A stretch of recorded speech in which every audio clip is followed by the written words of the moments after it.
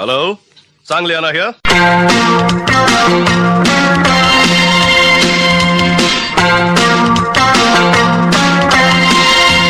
ನಮಸ್ಕಾರ ಪ್ರಿಯ ವೀಕ್ಷಕರೇ, ಎಂಡಿಆರ್ ಸ್ಟುಡಿಯೋಗೆ ಸ್ವಾಗತ. ವಿಶೇಷ ವ್ಯಕ್ತಿ ಆರ್ ನಾಗೇಂದ್ರ ರಾವ್, ರಟ್ಟಿಹಳ್ಳಿ ನಾಗೇಂದ್ರ ರಾವ್ ದಕ್ಷಿಣ ಭಾರತೀಯ ಚಿತ್ರರಂಗದ ಭಾರತೀಯ ರಂಗಭೂಮಿ ನಟ, ಚಲನಚಿತ್ರ ನಟ ಮತ್ತು ನಿರ್ದೇಶಕರಾಗಿದ್ದರು. ರಂಗಭೂಮಿಯಲ್ಲಿ ತಮ್ಮ ವೃತ್ತಿ ಜೀವನದ ನಂತರ ರಾವ್ ಚಲನಚಿತ್ರ ಕ್ಷೇತ್ರಕ್ಕೆ ತಿರುಗಿ ಅಲ್ಲಿ ಅವರು ನಟ, ನಿರ್ದೇಶಕ, ನಿರ್ಮಾಪಕ, ಕಥೆಗಾರ ಮತ್ತು ಅವಶ್ಯಕತೆ ಇರುವಾಗ ಸಂಗೀತ ಸಂಯೋಜಕರಾಗಿದ್ದರು. ಹನ್ನೆಲೆ ಚಿಗುರಿದಾಗ 1968 ಚಿತ್ರದ ಅವರ ಅಭಿನಯಕ್ಕಾಗಿ ರಾವ್ ಅವರಿಗೆ ಕರ್ನಾಟಕ ರಾಜ್ಯ ಚಲನಚಿತ್ರ ಪ್ರಶಸ್ತಿ ಶ್ರೇಷ್ಠ ನಟರಾಗಿ ಲಭಿಸಿತು. ಚಿತ್ರರಂಗದಲ್ಲಿ ಅವರ ಕೊಡುಗೆಗಾಗಿ ಭಾರತ ಸರ್ಕಾರವು 1976ರಲ್ಲಿ ಪದ್ಮಶ್ರೀ ಪ್ರಶಸ್ತಿಯನ್ನು ನೀಡಿತ್ತು. ರಾವ್ ಅವರಿಗೆ 4 ಮಕ್ಕಳಿದ್ದರು. ಅವರಲ್ಲಿ 3 ಚಲನಚಿತ್ರದಲ್ಲಿ ತೊಡಗಿಸಿಕೊಂಡಿದ್ದರು. ಅವರ 2ನೇ ಮಗ RNK ಪ್ರಸಾದ್ ಸಿನಿಮಾಟೋಗ್ರಾಫರ್, ಅವರ 3ನೇ ಮಗ RN ಜಯಗೋಪಾಲ್ ಕಥೆಗಾರ ಮತ್ತು ಗೀತ ರಚನೆಕಾರ, ಮತ್ತು ಅವರ ಕಿರಿಯ ಮಗ RN ಸುದರ್ಶನ್ ನಟರು. ಆರಂಭಿಕ ಜೀವನ ನಾಗೇಂದ್ರ ರಾವ್ ಅವರು 1896 ಜೂನ್ 23ರಂದು ಬ್ರಿಟಿಷ್ ಭಾರತದ ಮೈಸೂರು ಸಾಮ್ರಾಜ್ಯದ ಹೊಳಲ್ಕೆರೆಯಲ್ಲಿ ಜನಿಸಿದರು. ರಾವ್ ತನ್ನ ವೃತ್ತಿ ಜೀವನವನ್ನು ಕಿರುನಟನಾಗಿ ಆರಂಭಿಸಿದರು. 8 ವರ್ಷ ವಯಸ್ಸಿನಲ್ಲಿ ಕನ್ನಡ ಭಾಷೆಯಲ್ಲಿ ಬರೆದ ನಾಟಕಗಳಲ್ಲಿ ನಟಿಸಿದರು. ಬಾಲನಟನಾಗಿದ್ದಾಗ ಅವರು ಸೀತೆ ಹಾಗೂ ಚಂದ್ರಮತಿ, ಡೆಸ್ಟೋಮೋನಾ ಎಂಬಂತಹ ಐತಿಹಾಸಿಕ ಮತ್ತು ಪೌರಾಣಿಕ ಮಹಿಳಾ ಪಾತ್ರಗಳನ್ನು ನಿರ್ವಹಿಸಿದರು. ನಂತರ ಅವರು ಪುರುಷ ಪಾತ್ರಗಳಿಗೆ ಬದಲಾಗಿದ್ದರು ಮತ್ತು ಅವರ ಅಭಿನಯವು ಆಗಿನ ಮೈಸೂರು ಸಾಮ್ರಾಜ್ಯ ಮತ್ತು ಕನ್ನಡೇತರ ಮದ್ರಾಸ್ ಪ್ರೆಸಿಡೆನ್ಸಿಯಲ್ಲೂ ಜನಪ್ರಿಯವಾಯಿತು.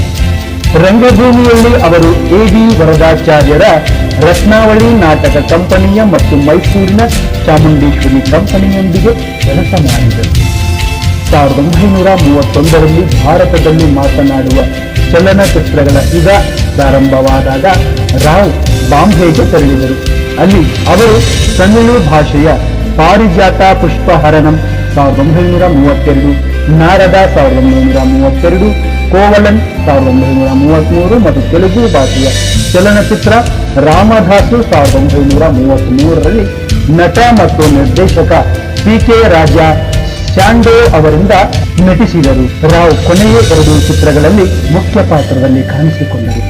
ಚಿತ್ರರಂಗದಲ್ಲಿ ಕೆಲವು ಕಾಲ ಕೆಲಸ ಮಾಡಿದ ನಂತರ ರಾವ್ ಬೆಂಗಳೂರಿಗೆ ಮರಳಿ ನಟ ಮತ್ತು ನಿರ್ದೇಶಕ ಸುಬ್ಬಯ್ಯ ನಾಯ್ಡು ಅವರೊಂದಿಗೆ ಕನ್ನಡ ಚಿತ್ರರಂಗವನ್ನು ಹೆಚ್ಚು ಪ್ರಭಾವಿತಗೊಳಿಸಿದ ಶ್ರೀ ಸಾಹಿತ್ಯ ಸಾಮ್ರಾಜ್ಯ ನಾಟಕ ಮಂಡಳಿಯನ್ನು ಸ್ಥಾಪಿಸಿದರು.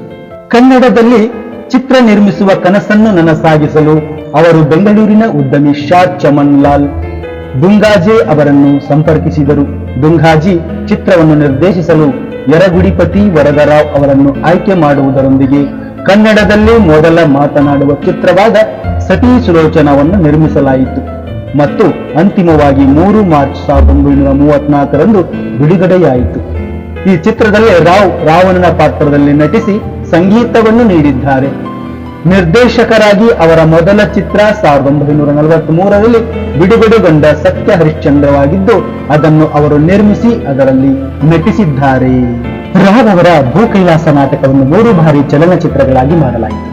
1938 ಮತ್ತು 1940ರಲ್ಲಿ ಸುಂದರ್ ರಾವ್ ನಾಡಕರ್ಣಿ ಮತ್ತು 1958ರಲ್ಲಿ ಕೆ. ಶಂಕರ್. ಈ ನಾಟಕದಲ್ಲಿಯೇ ಕನ್ನಡ ಚಿತ್ರರಂಗದ ಅತ್ಯುತ್ತಮ ನಟರಲ್ಲಿ ಒಬ್ಬರಾಗಲಿರುವ ರಾಜ್ಕುಮಾರ್ ಅವರು ನಾರದನ ಪಾತ್ರವನ್ನು ನಿರ್ವಹಿಸುವ ಮೂಲಕ ರಂಗಭೂಮಿಯ ನಟರಾಗಿ ತಮ್ಮ ಪ್ರಗತಿಯನ್ನು ಸಾಧಿಸಿದರು.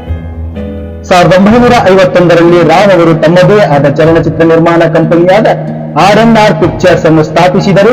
1957ರ ಚಲನಚಿತ್ರ ಪ್ರೇಮದ ಪುತ್ರಿಯನ್ನು ಈ ಬ್ಯಾನರ್ ಅಡಿಯಲ್ಲಿ ನಿರ್ಮಿಸಲಾಯಿತು ಮತ್ತು ರಾವ್ ಇದನ್ನು ನಿರ್ದೇಶಿಸಿದರು. ಚಿತ್ರದಲ್ಲಿ ಪೋಷಕ ಪಾತ್ರವನ್ನು ಸಹ ನಿರ್ವಹಿಸಿದರು. 5ನೇ ರಾಷ್ಟ್ರೀಯ ಚಲನಚಿತ್ರ ಪ್ರಶಸ್ತಿಗಳಲ್ಲಿ ಈ ಚಿತ್ರವು ಕನ್ನಡದ ಅತ್ಯುತ್ತಮ ಚಲನಚಿತ್ರ ಪ್ರಶಸ್ತಿಯನ್ನು ಪಡೆಯಿತು. ನಿರ್ಮಾಣ ಸಂಸ್ಥೆಯು 1964ರವರೆಗೆ ಅಸ್ತಿತ್ವದಲ್ಲಿತ್ತು. ಇದರ ನಂತರ ಅವರು ಶ್ರೀ ಕನ್ನಿಕಾ ಪರಮೇಶ್ವರಿ ಕತೆ 1966ರ ಮತ್ತು ಕರುಳಿನ ಕರೆ 1970ರ ನಂತಹ ಚಲನಚಿತ್ರಗಳಲ್ಲಿ ತಂದೆಯ ಪಾತ್ರಗಳಲ್ಲಿ ಕಾಣಿಸಿಕೊಂಡರು.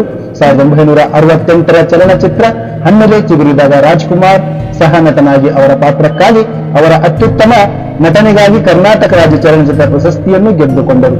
1974ರ ಪ್ರೊಫೆಸರ್ ಹುಚ್ಚುರಾಯ ಚಲನಚಿತ್ರದಲ್ಲಿ ಅವರ ಕೊನೆಯ ಪ್ರದರ್ಶನವಾಯಿತು. ಆರ್ ನಾಗೇಂದ್ರ ಅವರು ಭಾರತೀಯ ಚಿತ್ರರಂಗಕ್ಕೆ ಸಲ್ಲಿಸಿದ ಸೇವೆ ಅಪಾರವಾಗಿದೆ. ಅವರು 9 ಫೆಬ್ರವರಿ 1977ರಂದು ದೂರವಾದರು. ಅವರು ನಮ್ಮಿಂದ ದೂರವಾದರು. ಅವರು ಮಾಡಿರುವ ಚಿತ್ರಗಳು, ಅವರು ಮಾಡಿರುವ ಕಲಾ ಸೇವೆ ಅಜರಾಮರವಾಗಿದೆ. ಅಂತಹ ಕಲಾವಿದರು ಮತ್ತೆ ಹುಟ್ಟಿ ಬರಲಿ ಅಂತ ಕೇಳ್ತಾರೆ. ಪ್ರಿಯ ವೀಕ್ಷಕರೇ, ಈ ಮಾಹಿತಿ ನಿಮಗೆ ಇಷ್ಟ ಆಗಿದ್ರೆ ಈ ನಮ್ಮ ಚಾನೆಲ್ನ ಸಬ್ಸ್ಕ್ರೈಬ್ ಮಾಡಿ, ಲೈಕ್ ಮಾಡಿ, ಶೇರ್ ಮಾಡಿ, ಕಮೆಂಟ್ ಮಾಡಿ. ಮತ್ತೆ ಮುಂದಿನ ವಿಡಿಯೋದಲ್ಲಿ ಭೇಟಿಯಾಗಿ